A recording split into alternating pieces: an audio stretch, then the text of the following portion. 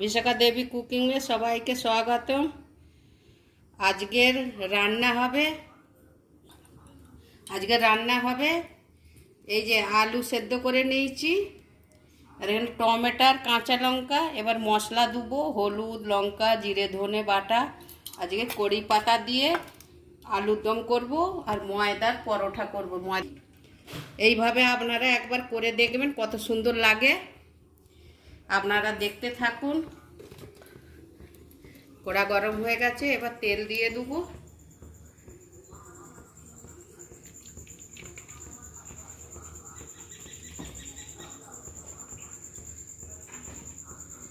জিরে হলুদ কাঁচা লঙ্কা দিয়েছি, অল্পটা লাল মির্চ দেবো। এই যে জিরে দিয়ে দিন,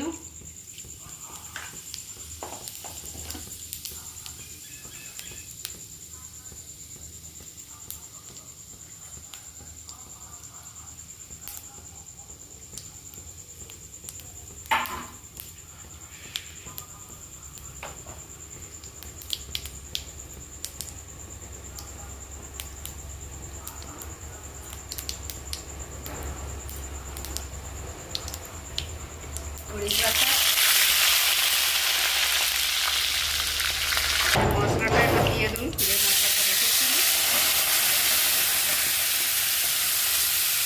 এতে একটু টমেটোটা বেশি লাগবে, একটু টক টক ভাব হবে।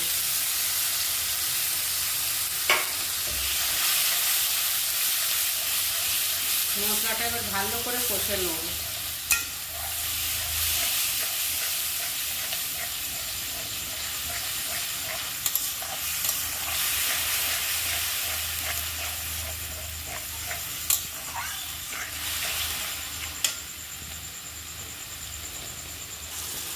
নুন দিয়ে দিচ্ছি,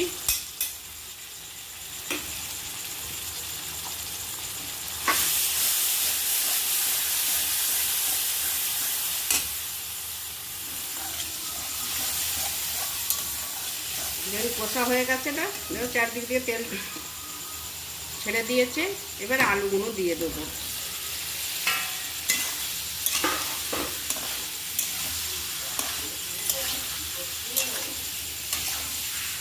এইভাবে আপনারা একবার আলুর তরকারি করে দেখবেন, আলুর কষা মানে আলুর দমের মতো খুব সুন্দর লাগে।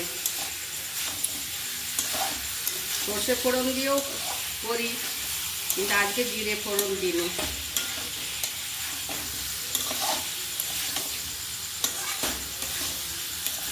আর শুধু ময়দা পরোটা করা হবে আর এই আলুর দম না তো রাখি।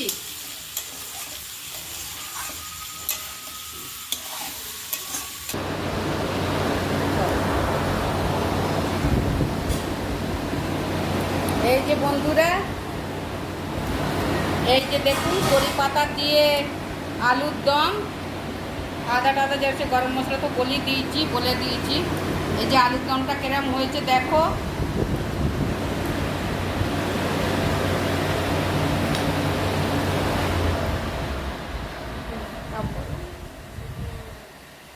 এই যে কড়ি পাতা দিয়ে আলুর দমটা কিরম হয়েছে দেখো, কিরম লেগেছে আপনারা কমেন্ট করে জানাবেন। আর এই হচ্ছে ময়দার পরোটা করেছি একদম, এতে কিচ্ছু দিইনি, শুধু ময়ন টয়ন কিছু দিইনি, এমনি পরোটা করেছি। এই আলুর দম দিয়ে খেতে বেশ ভালো লাগে খেতে, দেখুন কিরকম নরম হয়েছে।